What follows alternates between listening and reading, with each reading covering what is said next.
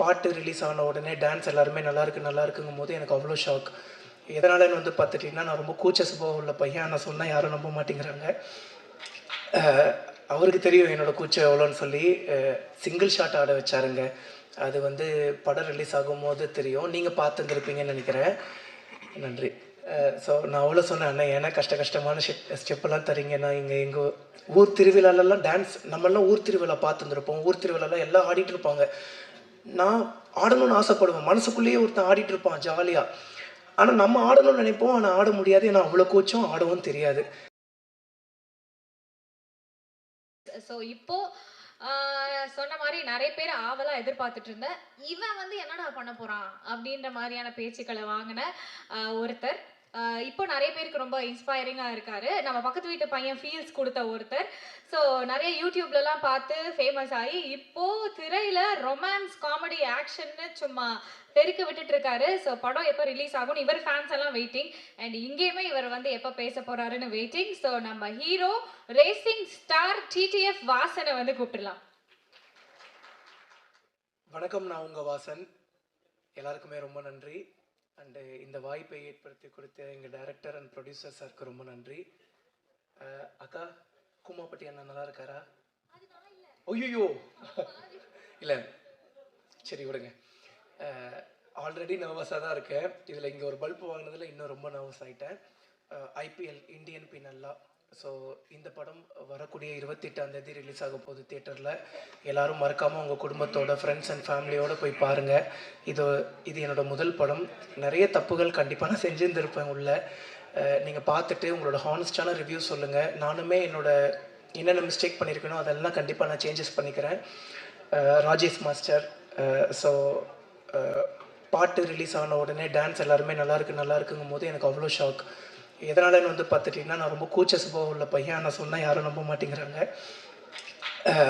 அவருக்கு தெரியும் என்னோடய கூச்சம் எவ்வளோன்னு சொல்லி சிங்கிள் ஷாட் ஆட வச்சாருங்க. அது வந்து படம் ரிலீஸ் ஆகும்போது தெரியும். நீங்கள் பார்த்துருந்துருப்பீங்கன்னு நினைக்கிறேன். நன்றி. ஸோ நான் அவ்வளோ சொன்னேன், அண்ணா ஏன்னா கஷ்டமான ஸ்டெப்பெல்லாம் தரீங்கன்னா, எங்கள் ஊர் திருவிழாலெல்லாம் டான்ஸ் நம்மளாம் ஊர் திருவிழா பார்த்துருந்துருப்போம். ஊர் திருவிழாலாம் எல்லாம் ஆடிட்டு இருப்பாங்க.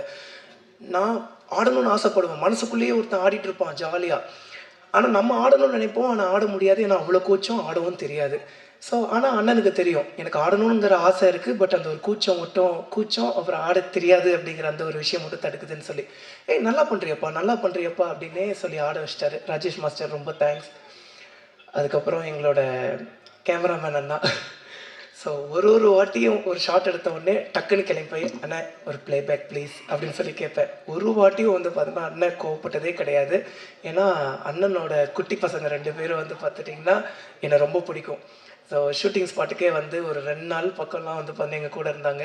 அண்ணன் ஒரு நாளும் சலிக்காமல் ப்ளேபேக் போட்டுக்கிட்டே இருந்தாங்க.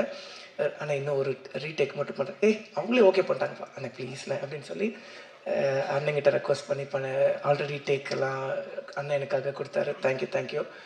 அண்ட் வந்து குஷிதா. லாங்குவேஜஸ் வந்து பார்த்துட்டிங்கன்னா ஒரு பெரிய ஒரு பார்டர்லாம் கிடையாது.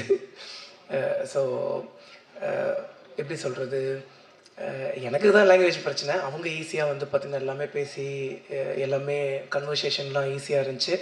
ஸோ அவ்வளோ கூட நடித்தாங்க, நிறைய சொல்லி கொடுத்தாங்க.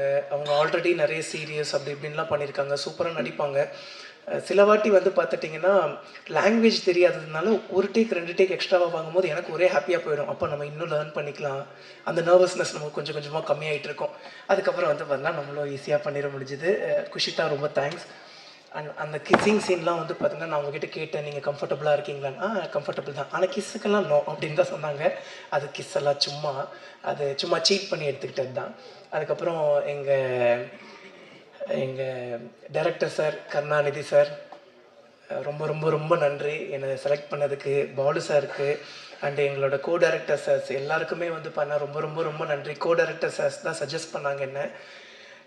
கருணாநிதி பேர் இப்போ தான் கடைசியாக வந்து பார்த்தீங்கன்னா ஃபர்ஸ்ட் லுக்கில் பேர் போடுறாரு. ஃபஸ்ட்டு பேர் வந்து பார்த்துட்டிங்கன்னா எங்கிட்ட இன்ட்ரோ ஆகும்போது கர்ணன், அப்புறம் வந்து கருணாகரன், அப்புறம் கடைசியாக வந்து பார்த்தீங்கன்னா கருணாநிதி. ஏன்னா கான்ட்ரவர்சிஸ் எதுவும் வந்துடக்கூடாதுன்னு சொல்லி அண்ணன் வந்து கர்ணன்னு சொல்லி ஃபஸ்ட்டு பேர் வச்சுருந்தாங்க. அதுக்கப்புறம் இதுதான் நம்மளோட பேர், நம்ம ஏன் மற்றவங்களுக்காக மாற்றிக்கணும், எது வந்தாலும் பார்த்துக்கலாம் அப்படின்னு சொல்லி அண்ணன் வந்து துணிச்சலாக வந்து பண்ண கருணாநிதின்னு சொல்லி வச்சுருந்தார். எனக்கு அந்த கர்ணன் ஐயாவை ரொம்ப பிடிக்கும். ஸோ அது ஒரு மாதிரி கனெக்டிங்காக இருந்துச்சு ஸ்டார்டிங்கில். அதுக்கப்புறம் அபிராமி மேம், ஐயோ என்ன க்யூட்டுங்க, அவங்க ரொம்ப க்யூட்டுங்க. அண்ட் வந்து போஸ் வெங்கட் சாரை மிஸ் பண்ணிட்டேன். டக்குன்னு இந்த ரீல்ஸுங்கும் போது டக்குன்னு ஞாபகம் வருது. அவர் கொஞ்சம் பின்னாடி உட்காந்துருந்தால டக்குன்னு கவனிக்க முடியல. நானும் அபிராமி மேமும் கிஷோர் சாரும் வந்து ஒரு ரீல்ஸ் பண்ணியிருந்தோம். கேஷுவலாக சார் கூட பண்ண முடியல, ஏன்னா அன்றைக்கி சார் கிடையாது. சார் கொஞ்சம் அன்றைக்கி சாருக்கு டேட் கிடையாது. நாங்கள் வந்து அபிராமி மேம் கூடயும் கிஷோர் சார் கூடயும் படத்துக்காக ஒரு ப்ரொமோஷன் ரீல் பண்ணியிருந்தோம். அது கொஞ்சம் வைரல் ஆகிடுச்சு. அதுக்கப்புறம் சார் கேஷுவலாக வந்துட்டு, வாசா எப்போ நம்ம ரீல்ஸ் பண்ணுறோம் அப்படின்னு சொல்லி கேட்கும்போது, ஐயோ அது எவ்வளோ பெரிய மனசு வரணும். அது போக அண்ணனோட ஃபேமிலியில் இருக்கக்கூடியவங்களுக்கெல்லாம் என்னை ரொம்ப பிடிக்குமா, அது சொல்கிறக்கே பெரிய மனசு வரணும்ல. ரொம்ப நன்றி சார். அதுக்கப்புறம் எங்களோட செல்லக்குட்டி அபி மேம் வந்து பார்த்துட்டிங்கன்னா அவ்வளோ ஸ்வீட், ஐயோ ரொம்ப க்யூட். அவங்களோட க்யூட்னஸ்க்கே ஒரு பெரிய லவ். அதுக்கப்புறம் எங்களோட பாக்யராஜ் சார், எல்லோரும் சொல்லுவாங்க சின்ன வயசுலேருந்துன்னு சொல்லாதீங்கடா, எங்களுக்கு வயசான மாதிரி இருக்குதுன்னு சொல்லி. பட் இருந்தாலும் என்னை மன்னிச்சிக்கோங்கண்ணே, உங்ககிட்ட நான் நேரில் சொன்னதை இப்போ நான் சொல்லியே ஆகணும். 2011 அப்போ எனக்கு ஒரு 11 வயசு. நான் ஒரு 7th 6th படிச்சுட்ருப்பேன். சார் வந்து மேட்டுப்பாளையத்தில் இருக்கக்கூடிய மெட்ரோ ஸ்கூலுக்கு வந்து சீஃப் கெஸ்ட்டாக வந்திருந்தார். நான் வந்து எஸ்ஆர்எஸ்ஐ ஸ்கூல், எனக்கும் அந்த ஸ்கூலுக்குமே வந்து பண்ண ரொம்ப தூரம். ஆனுவல் டேவை அட்டன் பண்ணணும் அப்படின்னு சொல்லி அங்கேருந்து நடந்தே வந்தேன். ஸோ சாரை வந்து பார்த்துட்டிங்கன்னா அங்கே பார்த்தேன், ரொம்ப சந்தோஷமாச்சு. பட் ஃபோட்டோஸ்லாம் அப்போ பெருசாக எடுக்க முடியாது, அண்ட் பக்கத்துலேயே போக முடியாதுல்ல. பட் அங்கே தூரமாக நின்று நான் சந்தோஷப்பட்டுக்கிட்டேன். சார்கிட்ட கேட்டேன், சார் உங்களுக்கு ஞாபகம் இருக்கா அப்படின்னு சொல்லி. மெட்ரோ ஸ்கூல், என்னோட ரிலேட்டிவ், ஓகேண்ணே. பட் இப்படி நம்மளை பார்த்துருந்துருக்க மாட்டாங்க, பார்த்துருந்தாலும் ஞாபகம் இருக்காது இல்லைங்க. ஒரு நாளைக்கே வந்து பண்ணால் 200 300 500 பேரை பார்ப்பாங்க. அப்படி இருக்கும்போது ஞாபகம் வச்சுக்க முடியாது. சாரோட மூவிஸ்லாம் ரொம்ப பிடிக்கும். Love you so much sir. And எங்கள் ப்ரொடியூசர் டேரக்டர் சார் வந்து அடிக்கடி கேட்பார், என்ன தாண்டா பண்ணி நீ ப்ரொடியூசர் சாரை மைக்கி வச்சுருக்கேன்னு. ஐயோ சத்தியமாக எதுவுமே இல்லை. நான் டேரக்டர் சார்கிட்ட பேசின அளவுக்கு கூட வந்து பண்ணணும், ப்ரொடியூசர் சார்கிட்ட பேசினது கிடையாது. பட் அவ்வளோ அன்பு, ஏன் இவ்வளோ அன்பு. ஆனால் அந்த அன்புக்கு ரொம்ப நன்றி. அந்த அன்புக்கு எப்போவுமே நான் உண்மைக்குரியவனாக இருப்பேன். டீசர்லேருந்தே நான் ப்ரொமோஷன் ஆரம்பிச்சிட்டேன். காரணம் வந்து பார்த்துட்டிங்கன்னா, இந்த படம் கண்டிப்பாக வெற்றி பெறணும். நம்மளை நம்பி வந்து நம்மளை நம்பின்னு சொல்லக்கூடாது, டேரக்டர் சார் நம்பி தான். ஸோ வந்து சார் வந்து பார்த்தீங்கன்னா ஓகே பண்ணியிருக்காரு. பட் ஈவன் நம்மளையும் நம்பி வந்து பார்த்துட்டிங்கன்னா இவ்வளோ பெரிய ரிஸ்க் எடுத்திருக்காங்க. ஸோ அது ரிஸ்க்குன்னே சொல்ல விடக்கூடாது அப்படிங்கிற அளவுக்கு ப்ரொமோட் பண்ணிகிட்ருக்கோம். மீடியா நண்பர்களான நீங்களும் இங்கே இருக்கக்கூடிய எல்லாருமே உங்களோட சப்போர்ட்டை கொடுங்க. ஸோ எல்லாருக்கும் ரொம்ப நன்றி. கிஷோர் சார், என்னங்க நடிப்பு, அடா அடா அடா. ஆக்சுவலிங்க நான் வந்து நிறைய லேர்ன் பண்ணுவேன், ஏன்னா இதுதானுங்க நம்ம ஃபஸ்ட்டு மூவி. நிறைய நர்வஸ்னஸ் இருந்தாலும் நிறைய லேர்ன் பண்ணுவேன்னா, அந்த மாதிரி வந்து பண்ணால் நிறைய ஃபஸ்ட்டு சார் கூட வந்து பார்த்தீங்கன்னா நடிக்கிறோம். ஸோ ரோல் ஆகிடுச்சு, ஆக்ஷன் சொல்லிட்டாங்க. திடீர்னு சார் வந்து கேஷுவலாக பேச ஆரம்பிச்சிட்டாரு. நான் இருந்துட்டு என்னடா திடீர்னு கேஷுவலாக பேச ஆரம்பிச்சிட்டாரு, ஒரு வேளை ஏதாவது பண்ணிட்டாங்களா, நம்ம தான் கவனிக்கலையா அப்படின்னு. அதுக்கப்புறம் சார் அப்படின்னார், பார்த்தா அதுதான் டைலாக். எவ்வளோ இயல்பாக பேசினார் அதெல்லாம் பயங்கர இன்ஸ்பிரேஷனாக இருந்துச்சு. அதுக்கப்புறம் நன்றி சார். அண்டு எங்கள் அஸ்வின் விநாயக மோதி சார், அண்ணனோட மியூசிக் பயங்கரமாக இருந்துச்சு. அதுலேயும் வந்து பண்ணால் செகண்ட் ஹாஃபில் அப்பா, ஆக்சுவலி எப்படி சொல்கிறது, நாங்கள் நமக்கு நம்மளே ஹீரோவை பார்க்கும்போது அது கொஞ்சம் ஓவராக இருக்கும் அப்படிங்கிற மாதிரி தோணும். ஆனால் என்னையே நான் ஹீரோவை பார்த்தது வந்து உங்களோட மியூசிக்கோட அந்த ஒரு செகண்ட் ஹாஃபில் தான். ரொம்ப பயங்கரமாக இருந்துச்சு. ரொம்ப ரொம்ப ரொம்ப நன்றிண்ணே. அண்ட் எல்லாருக்குமே ரொம்ப நன்றி. எங்கள் சாருக்கு வந்து பார்த்துட்டிங்கன்னா நாங்கள் நின்று நிறைய பேசிகிட்டு இருந்தோம். எல்லாருக்குமே ரொம்ப நன்றி. அப்போ அது நீங்கள் இல்லையா? ஆனால் அதே மாதிரி தான் இருக்கீங்க. ஒரு வேளை எனக்கு தான் தெரில போல, ரொம்ப சாரி.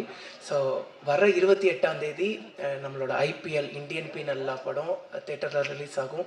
உங்கள் வீட்டு பிள்ளையோட முதல் படம். அதனால் எல்லாருமே ஃபஸ்ட் டே ஃபஸ்ட் ஷோ போய் உங்களோட ஹானஸ்டான ரிவ்யூ கொடுத்துருங்க. இது ஒரு உண்மை சம்பவத்தை வந்து பார்த்துட்டிங்கன்னா பேஸ் பண்ணி எடுத்த படம். பட் ஈவன் தோ கொஞ்சம் அந்த ஒரு கற்பனைகள்லாம் இருக்கும். எவ்வளவு அநியாயங்கள் நடக்குது அப்படின்னு சொல்லி நம்ம மக்களுக்கு எடுத்துகிட்டு போகிறோம். ஸோ வந்து நார்மலாக நியூஸ் பேப்பர் படிக்கிறோம், நியூஸ் பேப்பரை கடந்துட்டு நம்ம பாட்டுக்கு போயிடுறோம். அப்போ இதுதான்ப்பா உண்மை, இவன் இப்படி தான்ப்பா அப்படின்ட்டு போயிடுறோம். ஆனால் அந்த நியூஸ் பேப்பருக்கு பின்னாடி, அந்த நியூஸுக்கு பின்னாடி எவ்வளோ உண்மைகள் இருக்குதுன்னு சொல்லி, எவ்வளவு அரசியல் பலம் வாய்ந்த மக்கள் இருக்காங்க, பணம் வாய்ந்த மக்கள் இருக்காங்கன்னு சொல்லி நம்ம படம் எடுத்து சொல்லும். எல்லாருக்கும் ரொம்ப நன்றி. தேங்க்யூ.